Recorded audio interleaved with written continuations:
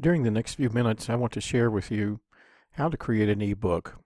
There are lots of different ways to do that, and I want to share with you the method that I use to create the ebook that you now see on your screen. First of all, Covey, who wrote the book 7 Habits of Highly Effective People, one of those said, and one of those habits, that highly effective people began with the end in mind. In other words, they knew where they wanted to end up, and everything that they did helped them to get there. So I want to briefly take a look at the ebook that I've created to show you at least what one ebook will look like. As you can see, this is the University of Pikeville, the leading university of Central Appalachia, the Patton College of Education. Now, I'm not going to read all of this to you. The book is 8 pages, including the cover and the back page. And you can see it has various pictures there. These are our current student teachers who are out in the field in the spring of 2016 doing their student teaching.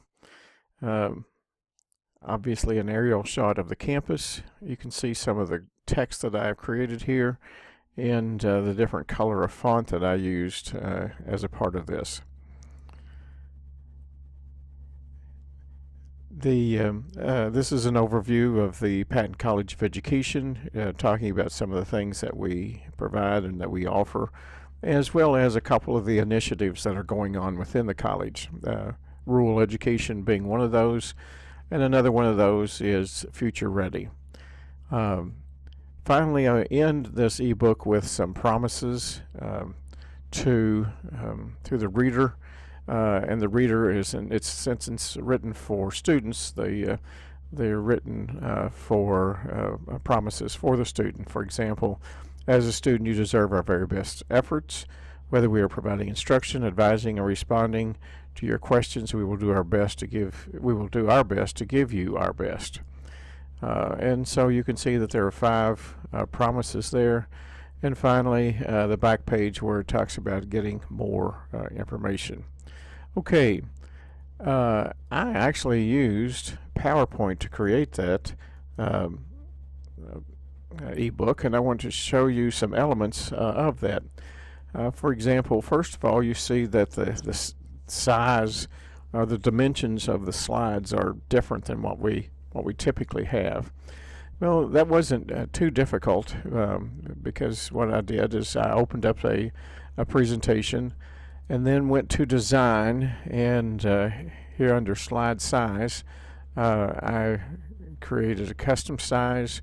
First of all, I wanted it to be portrait, and I wanted it to be this many dimensions. And so that is we usually don't change the size of our slides, but for this, obviously, that came in handy. Now, I also want you to see the various elements that may not be so obvious when you open up this. You can see in the background, it's very, very dim, but you can see the U-Pike bear. And as you might guess, this is really layered.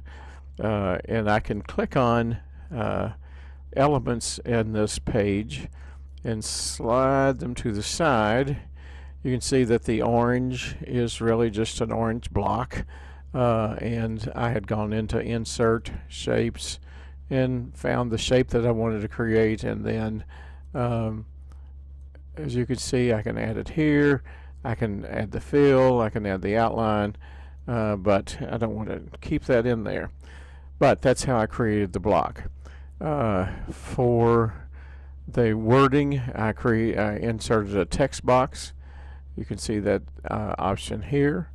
For the bear, I inserted a picture, and I actually had it on my in one of my slides. So you can either insert a picture from the web or maybe on your slide or on your file, I'm sorry. And of course, this was inserted in the same way. So I didn't want the bear to be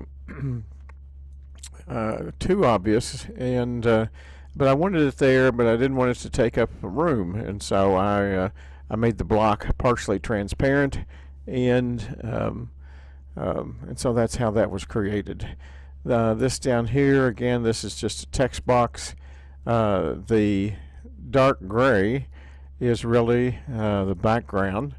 And I had decided I wanted to play around a little bit with the background. I'm not going to change it here, but there's a lot of things that you can do over here to kind of manipulate that a little bit. And finally, this is the logo of the University of Pikeville, and I just had it saved as a picture as well. The second page now. This is kind of interesting because, let me blow this up just a little bit more. You can see that our student teachers, of course, had something in front of, or I'm sorry, behind them, but when you look at this picture, you can't really tell what it is. But there is an option in PowerPoint under formatting. Let's see if you can see this. I don't think that you can see.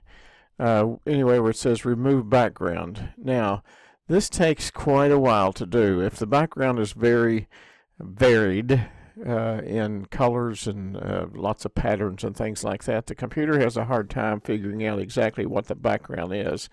And as it turned out, the students were standing in our resource room in front of a lot of books, shelves of books, and so it wasn't easy to remove the background.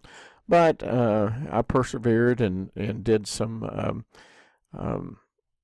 video checking or checking online of some videos that would show me how to remove the background in PowerPoint, and was finally able to get it done satisfactorily. But again, you can see that it creates an interesting effect.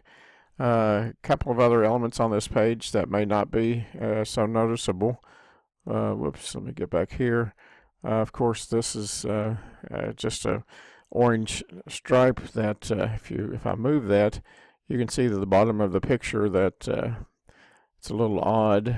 Some of their legs are cut off because there were different things there in front of them that kind of blended into the background. If you notice also, this page is numbered, and you'll notice when we go through here that really all pages are numbered. Then the next slide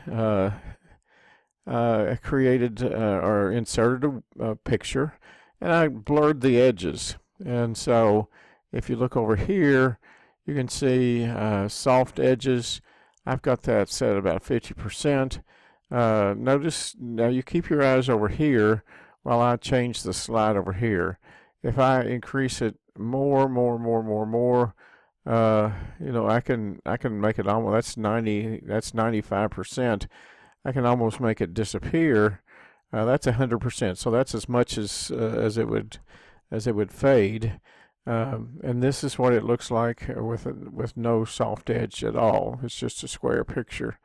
So I wanted the picture to have some soft edges, so I set it at about, this is at 57, so I think before it was at 55 maybe. Now, one of the things that is not available in PowerPoint that is available in Word is you can't wrap words around a picture. And so since I wanted to do that, what I had to do is I had to create two text boxes. So you see this first one, I've got it arranged into a tall rectangle, and whereas this one down here, I have it ranged into more of a square. But it was not possible to do that all in one box, and so I chose to use two text boxes. Also down here, notice that I have quoted someone here. I don't know if it's, let me see if I can increase this size here. It says the University of Pikeville, UPike, has served as an institution of higher learning for youth of the mountains since founded by the Presbyterians in 1889. And notice that there's a little one or a footnote there. And so down here at the bottom, down here at the bottom, you can see that where I have referenced that. Words of Dr. W.C. Conduit, one of the members of the scouting party that identified Pikeville as the location for the school. Okay, so let me zoom back out a little bit more. All right, on this next page, a couple of things to remember or to notice. First of all, the background's a little bit different. It's radiant. I wanted it to be a little bit different, but to also kind of blend in. The name of the Patton College of Education, as you can see, is vertical here, and that allowed me to make a fairly bold statement about this particular slide, or this readers, you would be able to notice immediately the subject of the slides. The pages continue to be numbered, inserted picture, and narrative. All right, let me move along here. This page is not that much different. The background's a little bit different, but again, I had to use two boxes to get the words to kind of wrap around. When we talk about using Photoshop and some of those other pieces of software, I'll show you how I created this. This is actually a combination of three pictures that I put together whenever I was doing something with rural education. Future ready. There's a couple of interesting things here. The logo, of course, provides the information to the reader. This was a student teacher from last year. You can see that I have her outside the actual picture, and did something similar to what I had done before, and that was to remove the background. I actually had to use two different pieces of software, or two different pictures, to do that. But the effect is kind of interesting. And we're getting close to the end here, and again, this is something that's pretty simple. Again, I had to use two different boxes in order to wrap text. This is, of course, this is Governor Patton and a couple of students here at UPike. And finally, the back page that you can see here. Now, this has a video that I tried to embed whenever I published the ebook online, but it wouldn't let me include it. But let me show you just a little.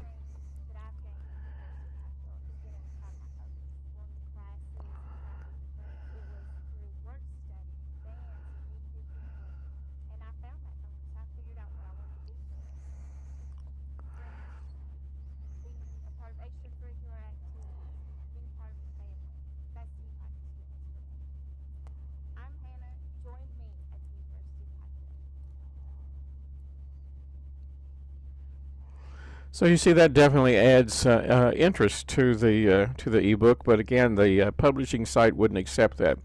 Finally, and very quickly, let me show you what happens. I save this document as a PDF file, because that's what many flip books is what, or flip pages is what the software is called. So you go to File and Save As, or you can save it here as an Adobe PDF. But finally, let me bring this PDF file over here, and let's go to page 1.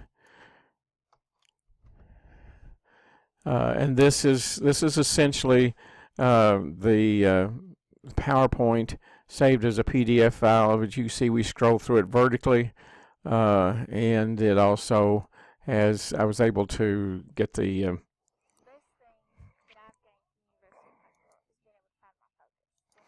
video there. Anyway, I hope this helps, and I look forward to seeing your ebook. Thanks.